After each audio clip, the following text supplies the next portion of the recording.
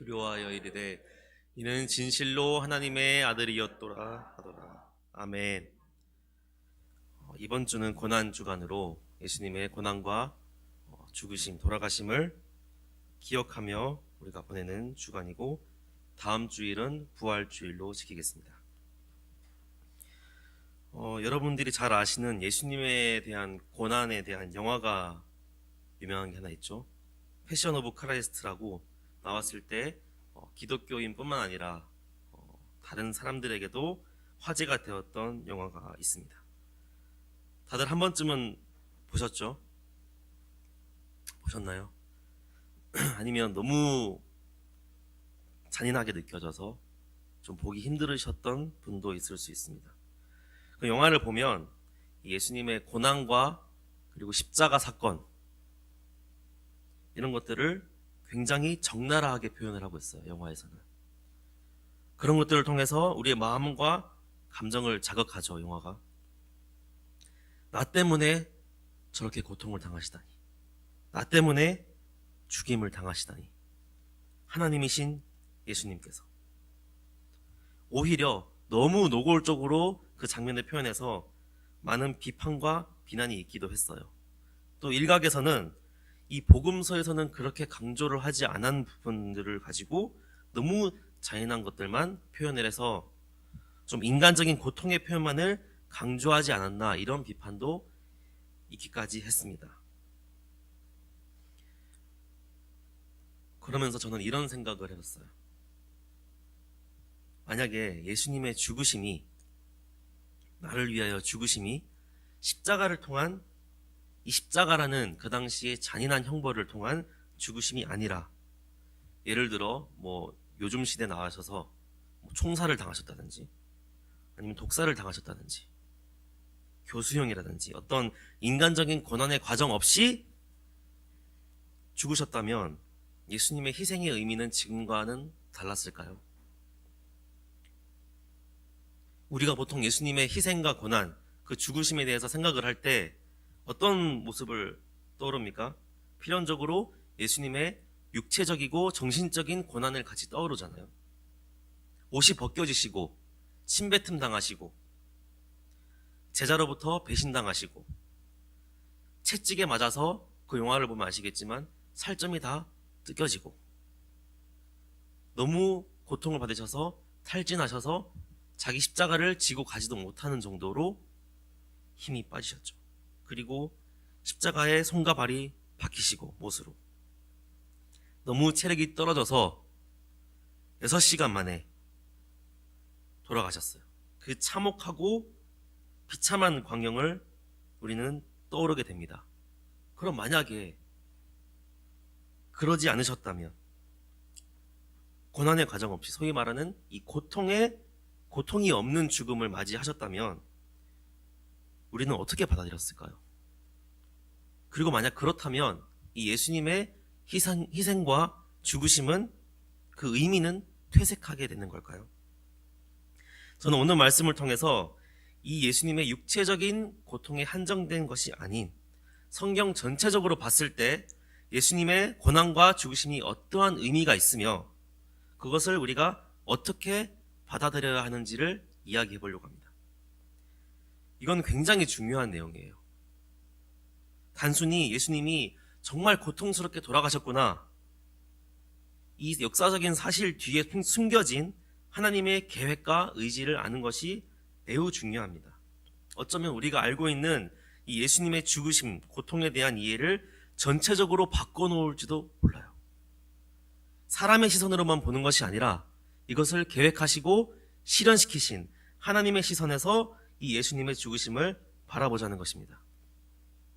또한 이것은 그저 2000년 전에 33살의 한 유대인이 고통스럽게 죽었다는 것에서 끝날 수 있는 이야기가 내 삶에 다가오기 위해 반드시 알아야 할 필수적인 말씀일 겁니다. 만약 그걸 모른다면 우린 단순히 그런 영화를 보고 나서 감정적으로 너무 아프셨겠다, 너무 슬프다, 이런 절망의 감정을 느낄 때만 예수님의 십자가를 느끼게 될지도 몰라요. 하지만 예수님의 십자가 사건은 그렇지 않습니다. 우리가 슬프거나 절망적인 감정을 느끼던 느끼지 않든 우리의 구원을 위해 하나님께서 계획하시고 이루신 일이고, 그 역사는 2000년 전에 있고 끝난 과거형이 아니라 그 전부터 일어났었고 지금까지 일어나고 있는 일이며 앞으로도 일어나고 있을 과거분사, 현재 완료, 미래의 역사인 것입니다. 오늘 본문을 보시면 첫째 절에서 45절에서 제6시부터 제9시까지 온 땅에 어둠이 임했다 라고 시작하고 있습니다. 제6시부터 제9시, 이때 당시에 유대인의 시간 개념은 지금이랑 살짝 다른데요.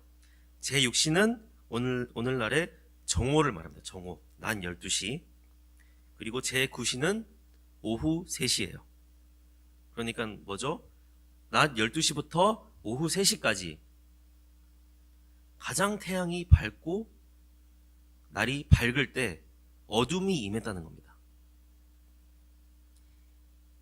딱 봐도 이것은 자연적인 현상이 아니라는 걸 알 수 있죠.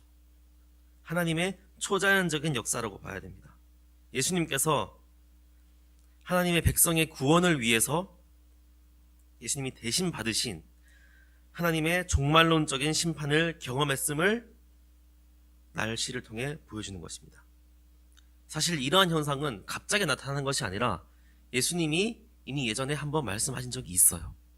마태복음 24장 29절에 보면 그날 환란 후에 즉시 해가 어두워지며 달이 빛을 내지 아니하며 별들이 하늘에서 떨어지며 하늘의 권능들이 흔들리리라 라고 이미 말씀하신 말씀을 이루신 겁니다. 그리고 오늘 본문 46절을 한번 보면 예수님이 크게 소리를 지르시죠. 오늘 46절 한번 같이 읽어보겠습니다. 시작.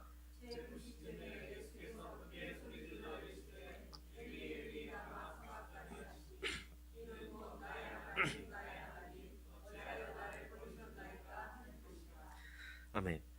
하나님이 예수님을 버리셨다. 이게 무슨 의미일까요? 예수님이 십자가에 못 박혀 돌아가시고 계신데 왜 안 도와주시고 고통 중에 죽게 놔두십니까? 하는 원망의 기도일까요? 좌절의 기도일까요? 절망의 기도일까요? 새벽에 올라가서 예수님이 기도하시지 않으셨습니까? 내 잔을 옮겨달라고 그렇게 기도했는데 왜 안 들어주셨습니까? 하나님. 이런 원망 섞인 기도였을까요? 아니었습니다. 사실 예수님이 하신 이 말씀은 시편 22편의 말씀을 인용하신 겁니다. 시편 21편 1절 말씀 보면 이렇게 나와 있습니다. 내 하나님이여, 내 하나님이여, 어찌 나를 버리셨나이까? 어찌 나를 멀리하여 돕지 아니하시오며 내 신음소리를 듣지 아니하시나이까? 라고 시편의 말씀을 인용하셨습니다. 그렇다면 이 시편 22편의 문맥을 한번 살펴보면 이 크게 소리 지르신 것은 자포자기하며 원망의 절규가 아니라 하나님 백성의 구원을 고대하는 외침임을 시편 22편을 보면 알 수 있습니다. 그러면서 이 하나님이 예수님을 버리셨다는 표현, 이 표현은 다음과 같습니다. 예수님이 이 세상 사람들의 죄를 대신 짊어지고 죽으시잖아요. 그러면 어떻게 될까요? 그렇게 죄를 대신 짊어지셨을 때 하나님은 하나님의 특성상 죄와 함께하지 못합니다. 죄를 용납하지 못하시는 성격이 있습니다. 그러니까 예수님께서 우리의 죄를, 인간의 죄를 대신 짊어지셨을 때 일시적이나마 하나님과 분리되는 상황에 들어간다는 것이에요. 즉 예수님은 그 하나님과의 단절에 대해서 고통스러워하시고 두려워하시고 계셨던 겁니다. 예수님께서 그토록 기도했던 내 잔을 옮겨달라고 했던 그 잔이 단순한 죽음이 아닌 이 하나님과의 단절을 의미하는 거였습니다. 물론 예수님도 인간의 육체를 입고 계셨기 때문에 그 육체적으로도 극심한 고통을 겪으셨을 거예요.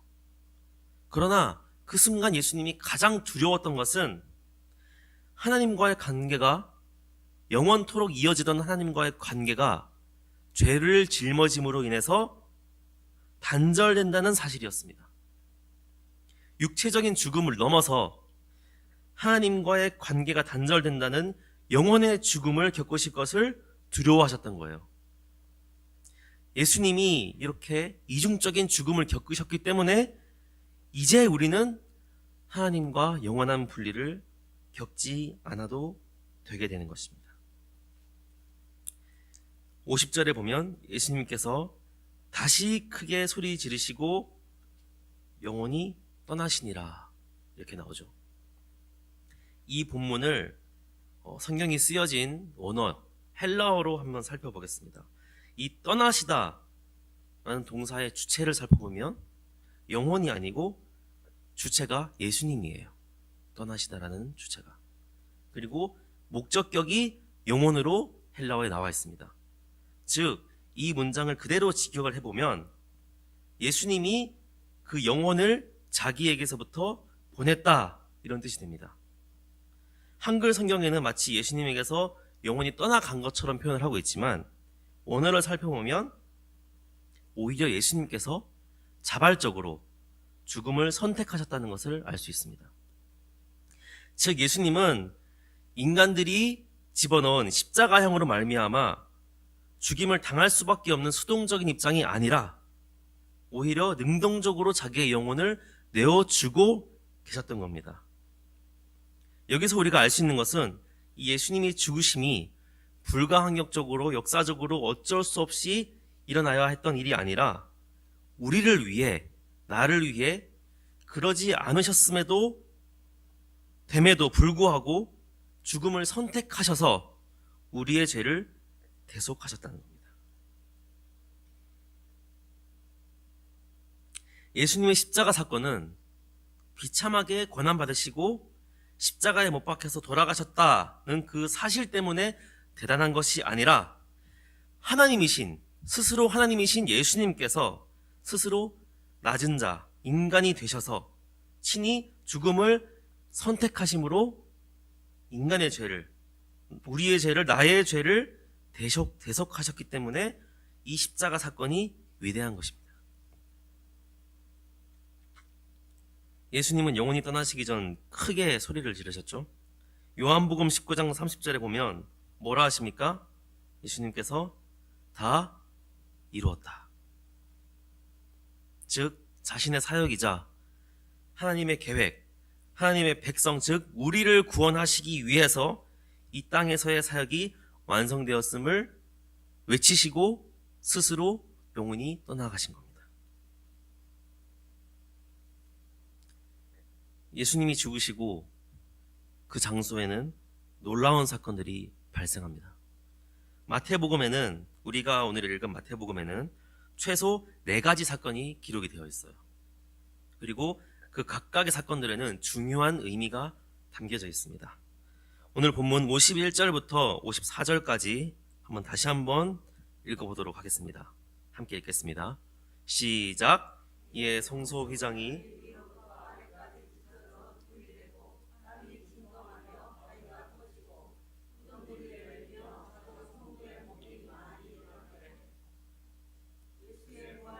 그들이 무덤에서 나와서 거룩한 성에 들어가 많은 사람에게 보니라. 백부장과 및 함께 예수를 지키던 자들이 지진과 그 일어난 일들을 보고 심히 두려워하여 진실로 하나님의 아들이었노라 하더라. 아멘. 첫 번째, 무슨 일이 일어났습니까? 성전의 휘장이 위에서부터 아래로 완전히 찢어진 사건이 일어났습니다. 여러분도 아시다시피 이 휘장이라는 것은 성소와 지성소를 구분하는 휘장을 의미합니다. 이 휘장이 어떤 의미죠? 지성소에는 어떤 의미가 있습니까? 대제사장만이 1년에 딱 한 번 대속죄일에 그 휘장을 열고 지성소로 들어갈 수 있었던 거룩한 장소였어요. 그런데 이 휘장이 예수님의 죽으심과 함께 찢어진 겁니다.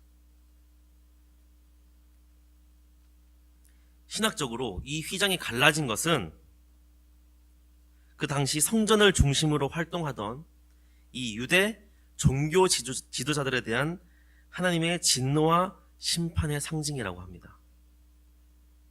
뿐만 아니라 이 지성소는 하나님이 임재하셨던 곳이거든요. 그곳이 개방됨으로써 더 이상 구약의 성전에 하나님이 임재하시지 않는다는 것을 가리키기도 합니다. 또는 이 구약의 희생제물이 결국 무엇을 뜻합니까? 바로 예수님을 뜻하거든요. 근데 그 예수님께서 직접 십자가에서 죽으심으로, 그래서 구약의 제사들을 완성시키심으로 구약에서 제사의 중심이었던 이 성전이 더 이상 의미가 없어졌음을 상징적으로 보여주는 겁니다. 이런 의미들이 있지만 사실 더 근본적인 의미가 있어요. 이 휘장은 예수님의 육체를 상징하는 것입니다. 예수님의 몸이 찢기신 그 대속적인 죽음으로 말미암아 인간과 하나님의 막힌 담을 허무셨다는 것을 알려주는 거예요. 즉 그리스도의 죽음으로 동물 제사를 통하지 않고서도 우리가 직접 하나님 앞에 대면할 수 있게 되는 것입니다. 두 번째, 어떤 사건이 일어났죠? 땅이 진동하며 바위가 터져 무덤들이 열리며 자던 성도들의 몸이 많이 일어났습니다. 지진이 나서 바위가 갈라졌다는 얘기예요. 지진은 통상 성경에서 하나님의 권능을 상징합니다. 즉 하나님의 권능으로 바위가 갈라지면서 무덤이 열리게 되었어요. 즉 조금 전에 성서의 휘장이 찢어짐으로 인해서 우리가 하나님께 나아가는 길이 열린 것처럼 무덤을 막고 있는 바위가 터지면서 죽은 성도들이 일어날 수 있게 된 것입니다. 이것은 예수님의 죽으심으로 우리 인간이 죽음을 극복하며 장차 예수님을 믿는 모든 사람들이 부활할 것임을 보여주고 있는 상징적인 의미를 가지고 있는 것입니다. 세 번째 사건입니다. 예수님의 부활 후에 그 아까 자던 성도들이 일어났잖아요. 그 성도들이 거룩한 성에 들어가 많은 사람들에게 자신의 모습을 보입니다. 여기서는 예수님의 부활 후 사건을 미리 기록하고 있는 부분입니다. 이 조금 전 예수님의 죽으심으로 죽은 자 가운데서 깨어난 사람들이 예수님이 부활하신 다음에 성에 들어가서 자신의 부활한 모습을 사람들에게 보여줍니다. 이것은 무슨 의미냐? 예수님이 바로 우리 부활의 첫 열매시라는 것을 알려주는 것입니다. 예수님의 부활로 인해 우리가 예수님과 함께 다시 부활한다는 것을 알려주고 있는 것입니다. 네 번째 사건입니다.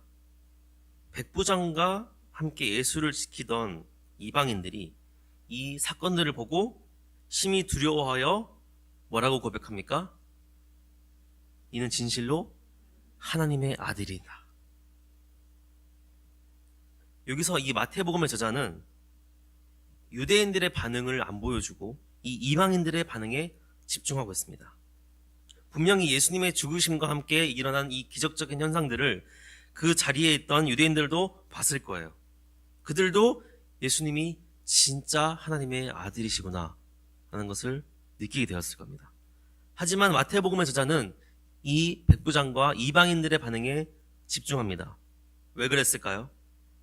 바로 이 예수님의 죽으심을 통해서 이 복음이 유대인을 벗어나 이방 세계로, 전 세계로 퍼져가는 그 신호탄이 된다는 것을 보여주기 위함입니다. 즉 예수님이 전파하신 천국의 복음이 예수님의 죽음과 부활로 말미암아 전 세계로 퍼지게 되었음을 예고하는 것입니다.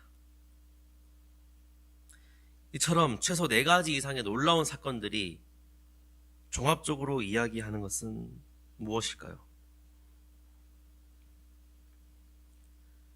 교회가 이번 한 주간을 고난주간으로 지정을 해서 예수님의 그 고난과 죽으심에 함께 슬퍼하며 엄숙한 마음으로 보내겠죠. 그러나 예수님의 죽으심은 단지 인간적인 슬픔에 머무르는 사건이 아닙니다. 하나님의 큰 구원 역사를 이루시는 하나의 관문인 것입니다. 즉, 예수님의 죽으심으로 구약의 시대, 죽음의 시대는 끝이 나고 죽음을 이기신 예수님과 함께 부활의 시대가 시작되며 이방인에게 이 복음이 전 세계로 하나님의 복음이 퍼져나가 하나님의 백성들이 하나님께로 돌아올 것이라는 그 역사적인 사건이 바로 오늘 예수님의 죽으심에 대한 실제적인 내용이라는 것입니다. 예수님의 죽음으로 슬퍼하실 겁니까? 물론 나를 위해서 하늘 영광을 다 버리고 이 땅에 오신 인간의 몸으로 온갖 수모와 고난을 겪으시고 죄가 있는 인간만이 겪어야 할 죽음을 맞이하신 예수님께 너무 죄송하죠. 그리고 인간적인 마음으로 너무 슬픕니다. 하지만 우리는 이제 그 의미를 알고 있는 자들로서 거기에서 멈춰서는 안 됩니다. 뭘 해야 될까요? 첫 번째, 하나님께 감사해야 합니다. 현재 상황이 혹시 마음에 안 드시거나 힘들거나 어려울 때 본질로 돌아가서 결국 죄 가운데에 빠져서 죽음과 영원한 형벌밖에 없던 우리를 위해 죽으신 예수님을 생각해보면 얼마나 감사한 일인지 모릅니다. 이 세상을 창조하시고 다스리시는 왕이신 하나님, 그분의 아들 예수님께서 다른 어떤 큰 공을 세운 다른 사람이 아니라 다름 아닌 나를 위해서 죽으셨다는 사실에 감사해야 하는 것입니다. 두 번째로 우리는 이것을 전파해야 됩니다. 아직도 예수님이 메시아라는 사실을 모르는 사람들이 너무나 많아요. 그분이 우리의 구원자라는 사실을, 나의 구원자라는 사실을 모르는 사람들이 너무나 많습니다. 아니, 사실 자신이 구원이 필요한 사람이라는 그 사실조차 모르는 사람들이 너무나도 많아요.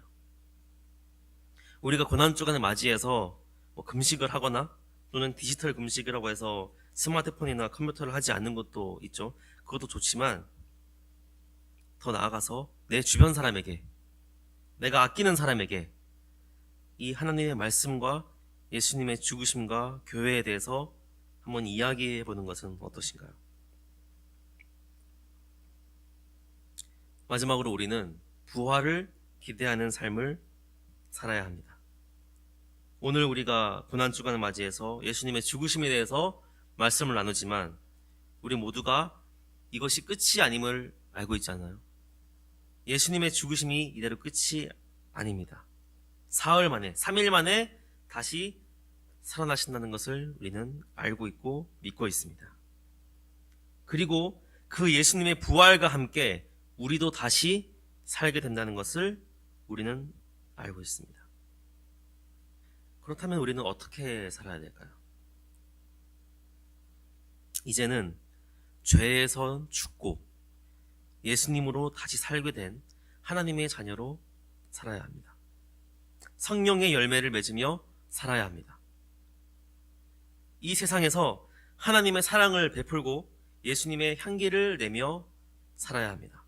또한 천국 소망을 가진 사람으로 살아야 합니다. 이 세상에서 물질적인 것들이 얼마나 허망하고 금방 끝이 난다는 사실을 여러분들 다 알고 계시지 않습니까? 길어야 100년 머물다 가는 세상에 목숨 걸지 말고 영원히 하나님과 함께할 그 나라에 생명을 걸어야 마땅하지 않겠습니까? 말씀의 결론입니다. 우리가 예수님의 고난과 죽음에 슬퍼하고 괴로워하며 식음을 전폐하는 것도 사실 전혀 이상한 일이 아닙니다. 왜냐? 예수님께서 바로 나를 위해, 나의 죄 때문에 죽으신 것이기 때문입니다. 그러나 우리 그리스도인에게는 이 예수님의 죽으심이 슬픔과 괴로움으로 끝나는 사건이 아닙니다. 그 죽으심이 어떤 의미인지 알고 앞으로 어떻게 될지를 안 이상 슬픔의 눈물이 기쁨과 감사의 눈물로 바뀌어야 하는 것입니다. 예수님의 고난과 죽으심을 기억하는 것은 좋은 것입니다. 그러나 그저 감정적으로만 이 사건을 바라보는 곳에서 멈춘다면 그것은 잘못된 것입니다. 예수님이 우리의 죄를 대속하기 위해, 바로 나의 죄를 대속하기 위해 십자가에서 스스로 죽음을, 하나님과의 단절을 선택하셨고, 예수님의 그 희생을 통하여 우리가 하나님께 직접 나아갈 수 있고, 죽음의 옛 시대가 가고 부활의 새 시대가 열리며 예수님의 부활과 함께 우리도 영원히 부활할 것을 감사하며 찬양할 수 있는 것이 바로 예수님의 고난과 죽으심을, 그 의미를 바르게 보는 것입니다. 예수님 감사합니다. 예수님 찬양합니다. 예수님 경배합니다. 라고 고백하는 한 주간 되시길 바랍니다. 기도하겠습니다. 하나님의 자녀들을 위해, 나를 위해 이 땅에 오시고 우리를 위해 고난받으시고 다름 아닌 나를 위해 죽음을 택하신 예수님, 감사합니다. 감사합니다. 보잘것없고 아무 자격 없는 날 위해 큰 은혜를 베풀어 주심을 감사드립니다. 우리를 위해 고난받으시고 죽으신 예수님의 그 고난에 동참하는 것에서 끝나지 않고 그 은혜에 감사하며 주님께서 베풀어 주신 은혜에 합당한 삶을 살아가게 하여 주시옵소서. 또한 예수님의 그 죽으심의 의미를 항상 기억하며 하나님의 백성으로서 우리 모두가 하나님께서 주신 그 사명을 감당하며 살아가는 삶 되게 하여 주시옵소서.